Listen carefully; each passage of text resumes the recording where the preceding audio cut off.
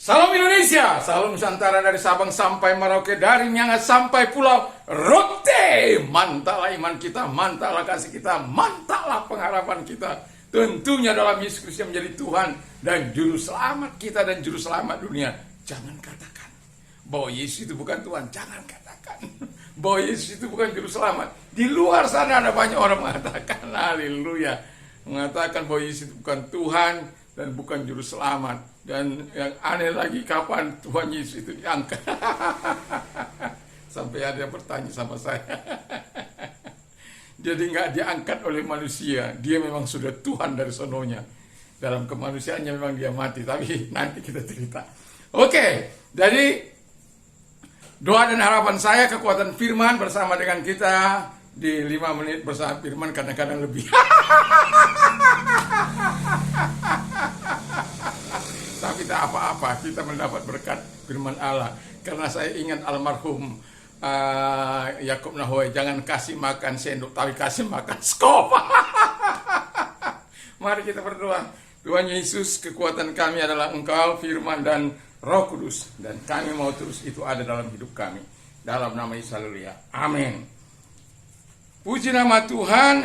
Saya akan membaca 1 Petrus 1 ayat yang kelima. Demikian bunyi firman Allah, yaitu kamu yang dipelihara dalam kekuatan Allah karena imanmu, sementara kamu menantikan keselamatan yang telah tersedia untuk dinyatakan pada zaman akhir. Puji nama Tuhan. Jadi tema kita adalah kekuatan orang beriman. Kekuatan orang beriman itu berasal bukan dari kekuatan kita, bukan dari kemampuan kita. Bagaimanapun hebatnya kita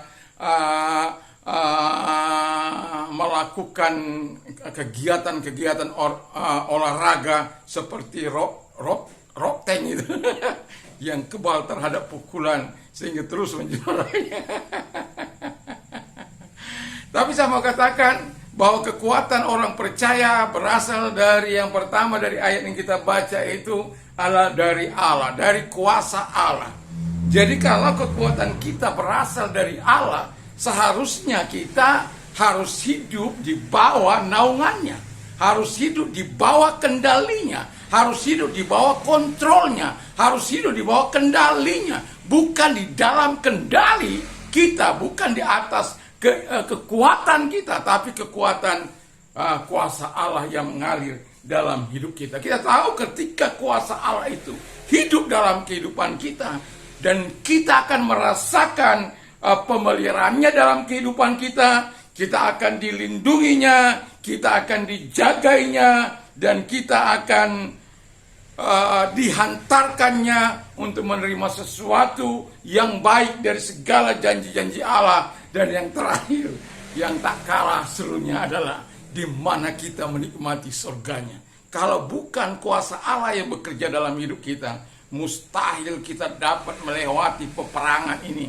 Mustahil kita dapat menang menghadapi pertempuran ini. Itu sebabnya kita firman Allah berkata, perjuangan kita bukan melawan darah dan daging, tapi melawan pemerintah-pemerintah, penguasa-penguasa, penghulu-penghulu yang gelap dan roh-roh jahat di udara. Dia yang menguasai dunia ini. Dia yang menguasai manusia yang tidak ada dalam kuasa Allah. Itu sebabnya saya mau katakan, hiduplah dalam kuasa Allah. Yang kedua, kata firman Allah bahwa sebagaimana dalam Ibrani, saya bacakan dulu, Ibrani 1 ayat 3, ia adalah cahaya kemuliaan Allah dan gambar wujud Allah, dan menopang segala sesuatu yang ada dengan firman-Nya yang penuh kekuasaan.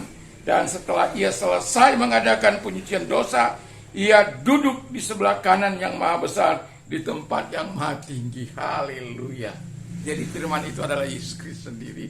Jadi saya mau katakan begini, bahwa firman Allah katakan kekuatan kita itu adalah firman Allah. Dan kalau kita baca dalam Ibrani 4 ayat yang ke-12, demikian bunyi firman Allah, dikatakan demikian. Sebab firman Allah hidup dan kuat dan lebih tajam daripada pedang bermata dua manapun. Ia menusuk amat dalam sampai memisahkan jiwa dan roh, sendi-sendi dan sumsum, Ia sanggup membedakan pertimbangan dan pikiran hati kita. Mantap. Jadi jangan anggap sepi firman Allah itu. Jangan anggap sepi kebenaran firman Allah itu. Dan saya mau katakan, ketika engkau hidup dengan kuasa firman Allah, kau akan mengalahkan segala kuasa setan dan pekerjaannya.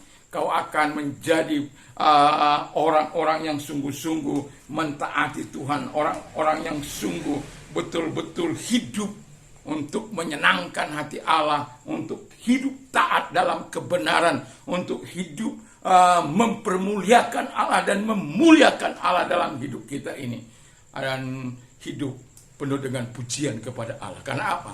Senantiasa kekuatan Allah itu akan terus mendobrak hati kita, mendobrak hidup kita, untuk kita terus semangat di dalam Dia.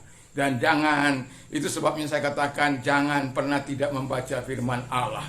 Lakukan, baca firman Allah itu, dapat didengar oleh telinga. Iman timbul dari pendengaran firman Kristus. Bagi orang-orang yang melecehkan, biarkan saja dia melecehkan. Dan bagi kita, firman Allah itu penuh dengan kuasa, penuh dengan kekuatan, penuh dengan kasih karunia Allah. Dan itu sebabnya kalau kita mengusir setan-setan, bukan dalam nama Simon, tapi dalam nama Yesus yang adalah firman Allah itu sendiri. Haleluya. Mantap. Jadi jangan pernah main-main dengan firman Allah. Kami membaca firman Allah pagi sore, ya, walaupun kadang-kala sore, ya karena kelelahan, pelayanan, atau setelah melakukan aktivitas di luar, kadangkala saya terutama, ya, tapi saya sudah terlebih dahulu membaca, saya akan tidur lebih cepat karena sudah lelah dan keluarga yang mengapa. Tetapi saya mau katakan, biasakan untuk membaca firman Allah. Pagi-pagi kami bersama-sama dengan membaca firman Allah, memperkatakan firman Allah, karena iman timbul dari pendengaran firman Allah. Kalau engkau mau kuat imanmu, kalau engkau mau mendapatkan keteguhan dalam perjalanan hidup ini, percayalah kepada firman, baca itu firman Allah, dan andalkan itu firman dalam hidup kita. Perkatakan firman Allah itu. Dan itu sebabnya Alkitab mengatakan bahwa ia lebih tajam dari pedang bermata dua manapun. Dia memotong ke sana, dia memotong diri kita juga. Supaya apa? Kita sadar untuk kita terus hidup berpegang teguh kepada firman. Mari, yang ketiga kata firman Allah, kita hidup dalam kuasa Roh Kudus. Saya membacakan dulu satu ayat dalam Kisah Rasul 1 ayat yang ke-8. Demikian bunyi firman Allah. Tetapi kamu akan menerima kuasa apabila Roh Kudus turun atas kamu, ya. Dan kamu akan menjadi saksiku di Yerusalem, di seluruh Yudea dan Samaria sampai ke ujung bumi. Haleluya. Jadi bahwa Roh Kudus itu dianugerahkan bagi kita. Nanti sore saya akan membawakan bagaimana kita harus dilahirkan kembali dengan hal-hal yang dikehendaki oleh Allah. Dari nanti sore, dilahirkan kembali untuk mendapatkan segala sesuatu yang indah. Kalau engkau tidak dilahirkan kembali, engkau tidak akan pernah mendapatkan hal yang indah dari Tuhan. Nah, jadi kita sebagai orang yang percaya kata firman Allah, bahwa ketika kita ada dalam atau percaya kepada Tuhan, ketika hal ini kita tidak bisa lupakan.